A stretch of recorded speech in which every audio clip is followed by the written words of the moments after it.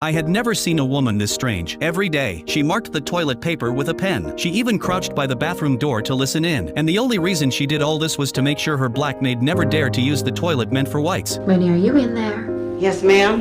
And just what are you doing? The moment she heard that, the maid flushed the toilet. That single sound drove the lady of the house into a rage. Get off my toilet! Minnie was thrown out on the spot, losing her job. But she wasn't about to bow her head. She was ready to fight back in her own way. The very next morning, she showed up at Hilly's house with a special chocolate pie. She pretended to apologize for what she had done. Hilly, unaware, sat there eating the pie while tossing insult after insult. Minnie had held back long enough. Eat my shit. What'd you say?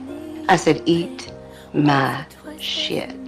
Hilly froze, unable to believe what she just heard. But by then, half the special pie was already gone. Sick to her stomach, she ran straight to the bathroom. And for the first time, Minnie felt a rush of pure satisfaction. What she didn't know was that Hilly wasn't done. To strike back, Hilly spread rumors through the town. She told people Minnie had a terrible disease and accused her of being a thief. Overnight, no one in town would hire her. But Minnie wasn't one to stay down for long. Soon she knocked on the door of Hilly's sworn rival, Celia. Celia had always loved defying Hilly. And when she heard Minnie's story, she hired her right away. The estate was huge, which meant the work would be heavy. But when they sat down to discuss the job, Minnie couldn't believe her ears. Double the pay, at least 3 days off every week, and never more than 5 hours a day. The deal sounded too good to be true. Celia finally explained why. She had to hide the maid from her husband. If he ever found out, the consequences would be unthinkable. Minnie didn't have much choice. She needed the work. But what she found in Celia's house was something new: respect. Minnie patiently taught Celia how to cook, walking her through every detail. And when it came time to eat, Celia insisted they sit at the same table. No matter how many times Minnie reminded her that maids never sat with their employers, Celia refused to change. The contrast couldn't have been sharper. Hilly, after her slice of chocolate pie, was as cruel as ever. She suggested every white family build separate toilets outside for their black maids. She claimed the maids were unclean and shouldn't share facilities with whites. The other women all nodded in agreement. Soon, outdoor toilets for maids started appearing across the town. Meanwhile, Hilly found a new maid, Yule May. Yule May was desperate for money to send her children to college. She begged Hilly for an advance on her pay, but Hilly refused, mocking her and sending her away humiliated. One day while cleaning, Yule May found a ring hidden behind the sofa. It was enough to solve her problems. After a long struggle with herself, she slipped it into her pocket. The next morning, she was